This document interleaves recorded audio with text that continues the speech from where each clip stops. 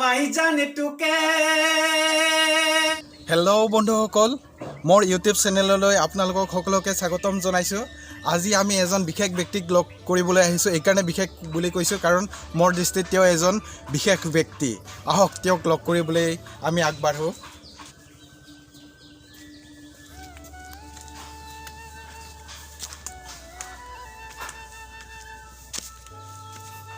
এয়া আমি আহিয়ে আমি ধুনীয়াকৈ দাদাৰ মাক কাপোৰ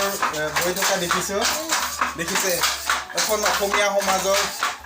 এটা ভাল লগা ছবি খুৰীদেউ কি কাপোৰ বৈছে এই গামোচা বহাগো আহি আছে বহাগ বিহু আহিল হয় হয় দাদা নমস্কাৰ হয় নমস্কাৰ হয় ঘৰতে আছে হয় হয় হয় আহক আমি বিশেষ ব্যক্তি বুলি কোৱা মানুহজন এইজনে তেখেত যাক আমি মনোজ দা বুলি আমি সকলোৱে মাতো তাৰপিছত এতিয়া আমি আহি মনোজ দাক লগ পালোঁ ভালেই হ'ল মনোজ দা খবৰ পাতি ভালেনে খবৰ ভালেই বুলি ক'ব লাগিব বহাগ আহিছে বুলি মাতো শুনিছোঁ মনটো মানে বিহু বিহু লাগিছে ভাল লাগিছে তোমাক লগতে ৰাজু মিলি দুইজনকে ধন্যবাদ জনাইছোঁ ইমান কষ্ট কৰি মোৰ ঘৰলৈ আহিলা সকলো ধন্যবাদ জনাইছোঁ দেই দাদাৰ বিহুৰ প্ৰস্তুতি কেনেকুৱা আৰু সেই প্ৰস্তুতিৰ সম্পৰ্কে আপোনাৰ মুখেৰে কিবা এটা শুনিব বিচাৰোঁ মানে প্ৰস্তুতি চলাইছোঁ চলি আছে কিন্তু মই এই চেগতে অসমবাসীক এতিয়া আপোনাৰ চেনেলৰ জৰিয়তে আপোনাৰ ইউটিউব চেনেলৰ জৰিয়তে মই এটি অনুৰোধ জনাম যে অসমত বহুত এইবাৰ বিহু অনুষ্ঠান হ'ব কিন্তু দুবছৰ অনুষ্ঠান ভালকৈ হোৱা নাছিলে এইবাৰ হ'ব তো আমি এই চেনেলৰ জৰিয়তে অনুৰোধ জনাম যে মোৰ দৰে অসমত যিখিনি চুকে কোণে দিব্যাংগ শিল্পী আছে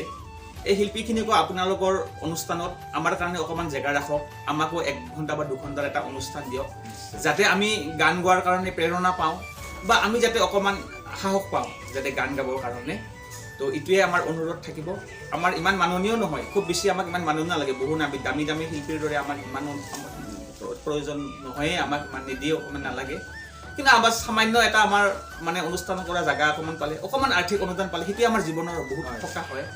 সেইটোৱে মানে আপোনালোকৰ কাৰণে এটা প্ৰেৰণা হয় আগবাঢ়ি যোৱাৰ ক্ষেত্ৰত প্ৰেৰণা এটা হয় প্ৰেৰণা হয়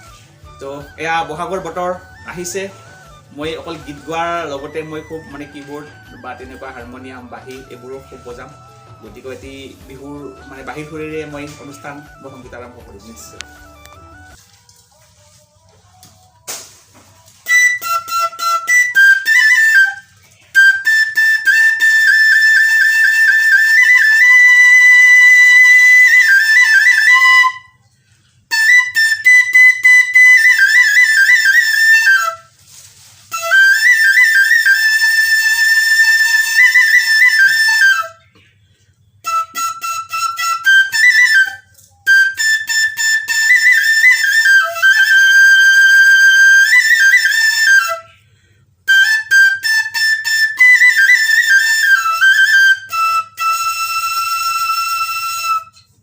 ভাল লাগিলে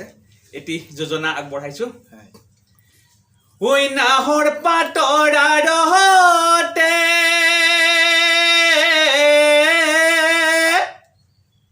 ঐ জিলিকে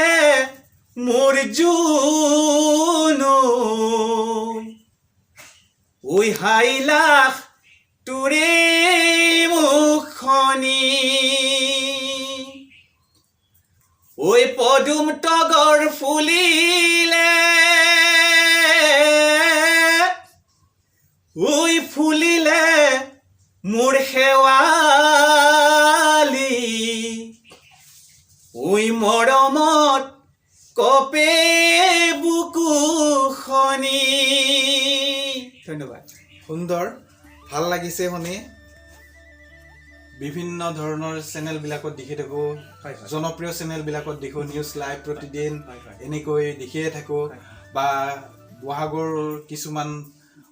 অনুষ্ঠানবিলাকত আপোনাক অনুষ্ঠান পৰিৱেশন কৰা দেখোঁ যে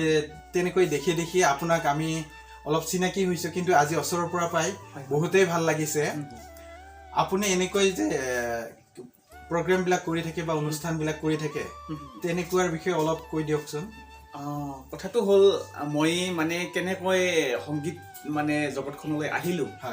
সেইটো ক'ব যোৱাৰ আগতে মোৰ অকণমান লাইফ ষ্টৰিটোৰ বিষয়ে জীৱনৰ বিষয়ে ক'ব লাগিব আচলতে মই 2008ৰ পৰা সম্পূৰ্ণভাৱে মই দৃষ্টিশক্তি হেৰুৱালোঁ আৰু তাৰপিছৰ পৰাই মই সম্পূৰ্ণ দৃষ্টিহীন হৈ পৰিলোঁ তো তাৰপিছত মই খুবেই হতাশ হৈছিলোঁ যে ভাবিছিলোঁ যে মোৰ জীৱনটো শেষ হৈ গ'ল জীৱনত আৰু মোৰ একো নাই কিন্তু তাৰপিছত আমাৰ অসমৰ আমাৰ জনপ্ৰিয় শিল্পী শ্ৰদ্ধাৰ জুবিন গাৰ্গ আমি জুবিন দা বুলি মাতোঁ তো জুবিন দাক মই লগ পালোঁ 2011 চনত আৰু জুবিন দাক লগ পোৱাৰ পিছত জুবিন দাৰ যিটো মানে মৰম হনা তেখেতৰ মাত আৰু তেখেতৰ বুজনি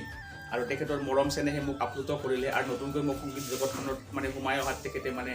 বহুত মানে সহায় কৰিলে আৰু সেই জুবিন দাক লগ পোৱাৰ পিছৰ পৰাই তাৰমানে মই সংগীত জগতখনৰ ভিতৰত মানে সোমাই পৰিলোঁ আৰু এতিয়া সংগীতৰ মাজেৰে মই সুখ আনন্দ মই চব বিচাৰি পাইছোঁ এই সংগীতৰ মাজেৰে ভাল লাগিলে আকৌ দুদিনমান আগতে মুখ্যমন্ত্ৰী মহোদয়ৰ লগতো আপোনাক কিবা এটা হয় এটা অনুষ্ঠানত হৈছিলে গম পাইছিলোঁ এই বিষয়টো মানে কি আমাৰ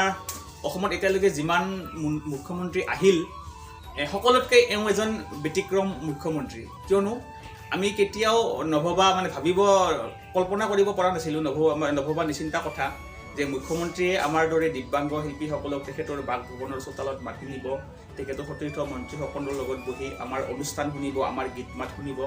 আমাৰ মনৰ মানে দুখ কষ্ট কথাবোৰ শুনিব ঠিক তেনেকৈ এটা যোৱা 11 ডিচেম্বৰত এটি অনুষ্ঠান হৈছিলে য'ত মুখ্যমন্ত্ৰীয়ে আমাক মাতি নিছিলে এনে আমাৰ মনৰ কথাবোৰ শুনিলে আমাৰ অভাৱৰ বিষয়ে আমাৰ মানে বুজ ল'লে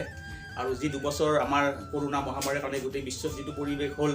যাক আমাৰো তাৰ ব্যতিক্ৰম নহয় আমিও তাত খুব কষ্ট পালোঁ আমি দুবছৰ ক'তো মঞ্চ অনুষ্ঠান কৰিব পৰা নাই কিয়নো আমাৰ গীতৰ মাজেৰে আমাৰ সংসাৰবোৰ চলি থাকে আৰু সংগীতে আমাৰ জীৱিকা আৰু সংগীতে আমাৰ জীৱন যেতিয়া সংগীত স্তব্ধ হৈ গ'ল গোটেই 2 বছৰ 3 বছৰ ধৰি তো আমাৰ জীৱনবোৰ তাৰমানে খুব কষ্টদায়ক হৈ পৰিল বিশেষকৈ আৰ্থিক দিশত আমি খুব জৰুলা হৈ পৰিলোঁ তাৰপিছত মুখ্যমন্ত্ৰী আমাক মাতি আমাৰ কথা বতৰাবোৰ সুধিলে খুব ভাল লাগিছিলে সেইটো অনুষ্ঠান আমি এনেকুৱা মুখ্যমন্ত্ৰী কেতিয়াও পোৱা নাছিলোঁ সেইদিনাৰ পৰা আকৌ বহুত সাহস পাইছোঁ মানে আগবাঢ়ি যোৱাৰ ক্ষেত্ৰত ভাল লগা দিনবোৰ কথা মানে আপোনাৰ পৰা জানিব পাৰিলোঁ সেয়া আমি অনুৰোধ কৰিব বিচাৰিছোঁ আপোনাৰ জীৱনৰ সকলোতকৈ ধুনীয়া বা আপোনাৰ ভাল লগা গানটো গাই দিয়ক আচলতে মই সকলোবোৰ মানে শিল্পীৰে গীতবোৰ গাওঁ আৰু তথাপি মই ঋদীপ দত্ত দেৱৰ গীত খুবেই ভাল পাওঁ তো তেখেতৰ এটি গীত গাইছোঁ এটা গুণ সোমাই জানে তোকে দেখা পায় সোমাই জানে ৰাতি টোপনি নাই সোমাই জান মোৰ বুকু সমে সমাই সোমাই জান মোৰ বুকু সমে সমাই সোমাই জানিয়া বহাগৰ সোমাই জান মনুৰাবতৰ সোমাই জান মোৰ মন তোৰ কাষলে উৰিহে যায় সোমাই জান মোৰ মন তোৰ কাষলে উৰিহে যায় সোমাই জান তোকে দেখা পায় সোমাই জান ৰাতি টোপনি নাই সোমাই জান মোৰ বুকু সমে সমাই সোমাই জান মোৰ বুকু সমে সমাই সুন্দৰ দাদা সুন্দৰ ভাল লাগিছে শুনি বহুতেই ভাল লাগিছে আমাৰ অসমবাসীও নিশ্চয় আপোনাৰ এই অনুষ্ঠানটো চাই খুবেই ভাল পাব নিশ্চয় নিশ্চয় আমি অসমবাসীক আকৌ এবাৰ কৈছোঁ এটাই আমি অনুৰোধ জনাম যে আপোনালোকে বহুত ডাঙৰ ডাঙৰ শিল্পী মাতক তাৰ লগতে আমাকো যাতে অকণমান আপোনালোকৰ মঞ্চত আমন্ত্ৰণ কৰে নিশ্চয় সেয়েহে আমাৰ যিহেতু গ্ৰুপৰ মোৰ কণ্টেক্ট নাম্বাৰ 2টি দিবলৈ ওলাইছোঁ মোৰ নম্বৰটো কৈ দিছোঁ মোৰ নাম হ'ল শ্ৰী মনোজ কলিতা মোৰ ঘৰ বৰপেটা বাগবৰত হয় আৰু মোৰ কণ্টেক্ট নাম্বাৰটো দিছোঁ মোৰ কণ্টেক্ট নাম্বাৰটো হ'ল 9678641095 আৰু এটি নম্বৰ আছে মোৰ 9101926745 এই দুটা নম্বৰৰ জৰিয়তে আপোনালোকে অকণমান সঁহাৰি আগবঢ়ালে আমি নথৈ আনন্দিত হ'ম হয় দাদাই যিকেইটা নাম্বাৰ দিলে সেই নাম্বাৰকেইটাৰ জৰিয়তে আপোনালোকে দাদাক পোনপটীয়াকৈ কথা পাতিব পাৰিব অনুষ্ঠানৰ বাবে আপোনালোকেও যদি অনুষ্ঠান বা বিহু মঞ্চৰ কাৰণে দাদাক বিচাৰে তেতিয়াহ'লে এই দুটা নাম্বাৰত যোগাযোগ কৰিব আৰু যদি দাদাক কেতিয়াবা যোগাযোগত অসুবিধা হয় মোৰ চেনেলৰ জৰিয়তেও আপোনালোকে যোগাযোগ কৰিলে দাদাৰ লগত মই নিশ্চয় কণ্টেক্ট কৰাই দি আপোনালোকৰ অনুষ্ঠানত যিখিনি সহায় কৰিব বিচাৰিছে সেইখিনি দাদাই গৈ পেলাই আপোনালোকৰ মঞ্চত গান পৰিৱেশন কৰাৰ জৰিয়তে আপোনালোকৰ গাঁৱৰ বা অনুষ্ঠান চাবলৈ অহা দৰ্শক মণ্ডলীক এটি সুন্দৰ সংগীতৰ শৰাই আগবঢ়াৰ কাৰণে আপোনালোকৰ ওচৰত উপস্থিত হ'ব পাৰিব দাদাৰ ঘৰুৱা জীৱন কেনেকুৱা ধৰণে চলিছে আমাক অলপ জনাব নেকি যদি বেয়া নাপায় জনোৱাত বাৰু আপত্তি একোৱেই নাই জনাবই লাগিব আচলতে মোৰ ঘৰুৱা জীৱন বুলি ক'লে মোৰ মা আৰু মোৰ জীৱন সংগিনীৰ সৈতে মই আমি তিনিজনেই থাকোঁ আৰু উপাৰ্জনকাৰী ব্যক্তি ময়েই আৰু গীতৰ মাজেৰে সীমিত উপাৰ্জনৰ মাজেৰে আমাৰ পৰিয়ালবোৰ চলি থাকে আৰু এনেকৈ গান গাই ঘূৰি ফুৰোঁতে মোৰ জীৱন সংগিনীকো মই বকো ছয়গাঁৱৰ বকো ডেকাপাৰাত মোৰ জীৱন সংগিনীকো বিচাৰি পালোঁ তেনেকৈ সংগীতে জীৱন আৰু সংগীতৰ মাজেৰে আমি আৰু তিনিজনীয়া পৰিয়ালখন আগবাঢ়ি গৈ আছে সেই ক্ষেত্ৰত আমাৰ মানে বাইদেউৰ যিখিনি আপোনাৰ প্ৰতি সহায় সহযোগিতা যথেষ্টখিনি আছে তেখেতৰ সহায় নোহোৱা হ'লে চাগে মই ইমানখিনি আগবাঢ়িব নোৱাৰিলে হয় তেখেতে মোক যিকোনো ক্ষেত্ৰত আগবঢ়াই লৈ গৈ আছে আৰু মোৰ মানে লগত সদায় থিয় হৈ আছে মোৰ বিপদ সুখ দুখত সদায় মোৰ পিছত তেখেত থিয় হৈ আছে যিহেতু আপুনি দক্ষিণ কামৰূপৰ বকো অঞ্চলৰ পৰা বিয়া পাতিছে সেইবাবে আপোনাক এটা মানে আমি পাতি ৰাভাৰ গান গাবলৈ অনুৰোধ কৰিছোঁ যদি বেয়া নাপায় গাই আচলতে কি অসমৰ আমি অসম বৰ অসম ন অসমৰ জাতি জনজাতি সকলো মিলি আমি বৰ অসম ন মোৰ জাতি জনজাতিৰ মানে যিবিলাক কৃষ্টিৰ প্ৰতি মই খুবেই আকৰ্ষিত মোক খুব ভাল লাগে এইবোৰ গীত শুনি তাৰে এটি গীত গাবলৈ ওলাইছোঁ এটি ৰাভা গীত সকলোৱে আপোনালোকে সহযোগ কৰিব 1 2 3 go Kardang, kardang, kardang, kardang, bogia pirgang, bogia pik sabake, bare bare zang, kardang, kardang, gao kardang, kardang, kardang, bogia pirgang, bogia pik sabake, bare bare zang, bogia pik sabake, bare bare zang, bogia pir logote, siking samakhang, bogia pir logote, satar git gang. বগিয়া Pir লগতে সিং সিনা খাং এই বগিয়া পীৰ লগতে সাতাৰ গীত গাং খাৰদাং খাৰদাং গাও খাৰদাং খাৰদাং খাৰদাং পাহাৰীয়া গাং খাৰদাং খাৰদাং পাহাৰীয়া গাং হিগো পাহাৰ মই বৰে ভাল পাং হিগো পাহাৰ মই বৰে ভাল পাং খাৰদাং খাৰদাং ভাল লাগা গাং খাৰদাং মই বেজাই ভাল পাং খাৰদাং বৰ ভাল গাং খাৰদাং মই বেজাই ভাল পাং খাৰদাং গাও খাৰদাং বগিয়া পীৰ গাং খাৰদাং মই বাৰে বাৰে যাং খাৰদাং মই বাৰে বাৰে যাং ধন্যবাদ দাদা সুন্দৰ আমাৰ লগত উপস্থিত হৈছে মনোজদাৰ জীৱন সংগিনী বাইদেউ নমস্কাৰ নমস্কাৰ বাইদেউ আপোনাৰ নামটো জনাই দিলে ভাল পাম মোৰ নাম লিপিকা পাটোৱাৰী আৰু মোৰ ঘৰ বকো ছয়গাঁও ডেকাপাৰা হয় দাদা বাইদেউ কেনেকৈ পালে অলপ জনাই দিলে ভাল হ'ব প্ৰেম কাহিনীয়ে হওক বা আপোনালোকৰ যদি কিবা তেনেকুৱা ধৰণৰ কাহিনী আছে জনাই দিয়কচোন কথাটো হ'ল আমাৰ এই যিটো আমাৰ এওঁৰ লগত মোৰ যিটো মানে আমাৰ সম্পৰ্ক হ'ল বৈবাহিক সম্পৰ্ক হ'ল ইয়াত কিন্তু দীপৰ বিলখন জড়িত হৈ আছে গুৱাহাটী যিখন দীপৰ বিল দীপৰ বিলখন জড়িত হৈ আছে কিয়নো মই দীপৰ বিলত পিকনিক খাব গৈছিলোঁ আৰু যাওঁতে এওঁলোকৰ মানে গাঁৱৰ পৰাও মানে আহিছিল তাত পিকনিকলৈ আহিছিল তো আহোঁতে তাত মোৰ এজন বন্ধুৰ লগ পাইছিলোঁ আৰু বন্ধুজনৰ লগত মই বহুত সময় কথা পাতিলোঁ মোৰ লাইফৰ বিষয়ে ক'লোঁ আৰু এনেকুৱা হৈছে তেতিয়া মানে সেই বন্ধুজনে আমাৰ মানে দুয়োজনৰ মাজতে যুগসূত্ৰ হিচাপে থিয় হ'ল আৰু বন্ধুজনে এটি মোক কণ্টেক্ট নাম্বাৰ দিলে আৰু কণ্টেক্ট নাম্বাৰে প্ৰথমতে ময়ে ফোন কৰিছিলোঁ আৰু ফোনৰ পৰা এওঁ মানে ৰিপ্লাই আহিল ভাল ৰিপ্লাই এটা আহিল শুভ সংবাদ আহিল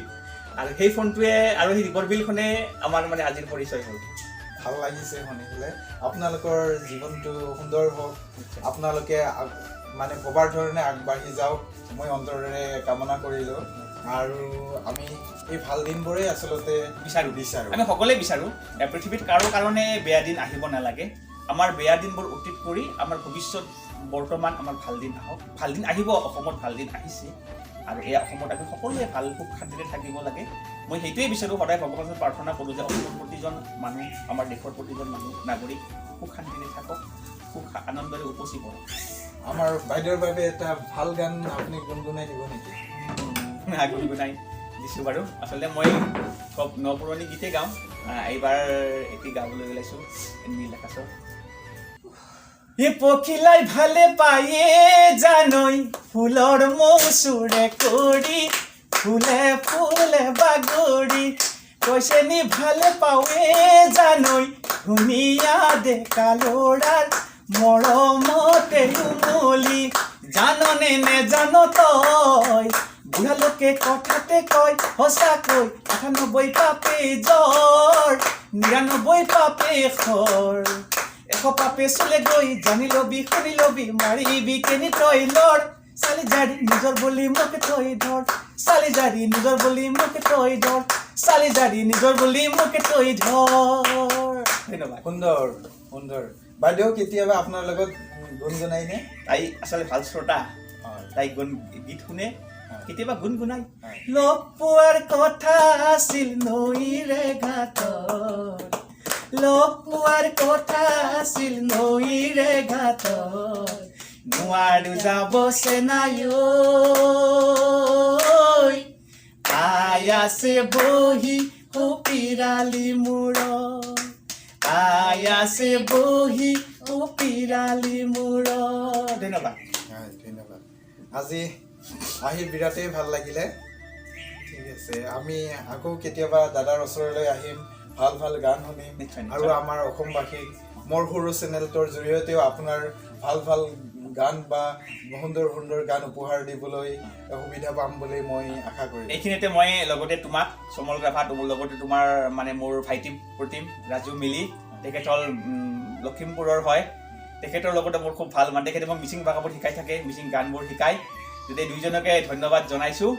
আকৌ আহিব আকৌ লগ পাম মনৰ কথা পাতিম ধন্যবাদ